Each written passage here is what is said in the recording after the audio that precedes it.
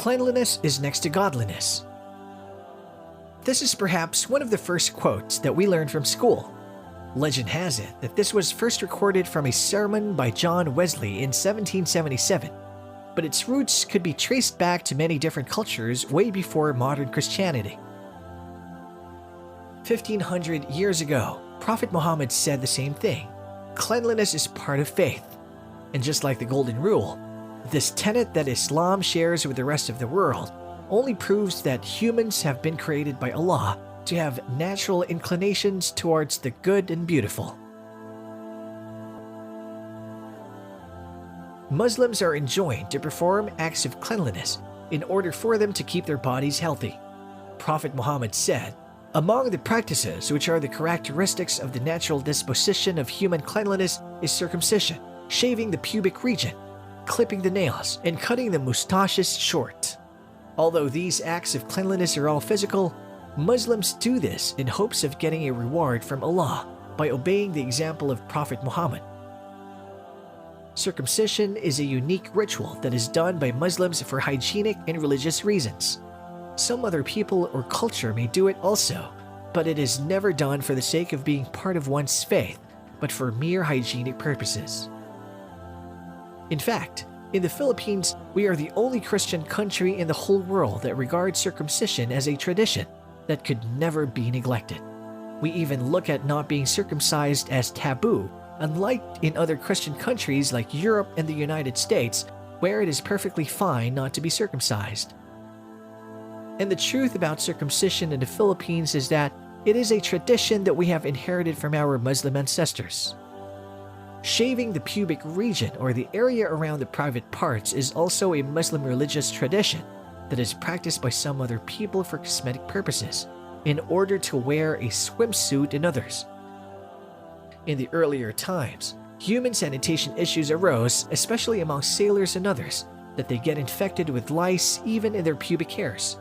Doctors at that time prescribed the application of medicated powder to the affected areas when it could have been easier to simply shave the pubic hairs altogether.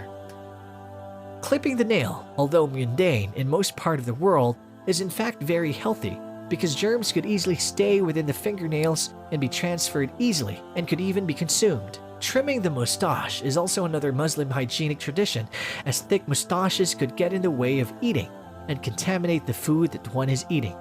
The beard, although legislated for Muslim men to be left to grow, does not interfere with eating, such as the mustache. Prophet Muhammad even instructed the Muslims further by setting a time limit that each act of purification should be done every 40 days. Friday, the day of congregation, is a good day to practice these traditions, as it is easier to perform. Muslims are encouraged to keep their houses and living spaces clean.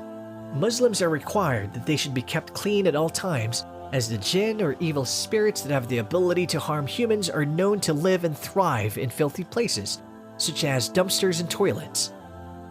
It is even discouraged for Muslims to speak, recite the Quran, or mention the name of Allah inside the toilets. When using the toilets, Muslims are advised to be careful so that urine or feces do not come in contact to their skin and clothing that will negatively affect some of our major acts of worship. Purification is also a prerequisite in many different major acts of worship. In the 5 daily obligatory prayers, for example, it is important that the Muslim's body, clothing, and place of worship are free from filth, such as human and animal blood and excrements.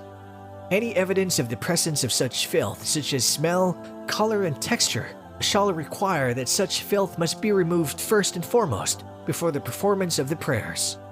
The presence of filth may invalidate any act of worship that require purification.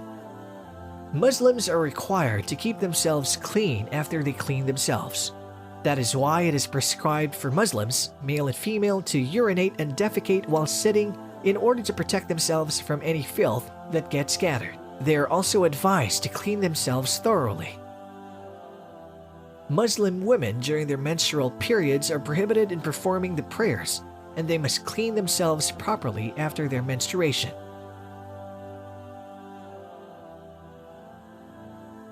Perhaps the most unique way that Muslims understand purification and cleanliness is that Muslims put great emphasis on internal or spiritual purification.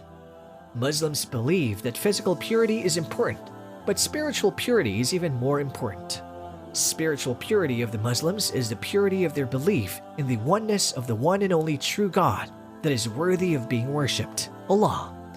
Any form of belief that is harbored in the heart that is contrary to the oneness of God is considered as spiritual filth. Polytheism, or the worship of other gods other than Allah, is the primary filth that will nullify the purity of one's heart. Belief in sorcery, superstitions, omens, showing off, hypocrisy, and ill feelings against fellow Muslims and human beings such as envy and jealousy affect the purity of the human heart.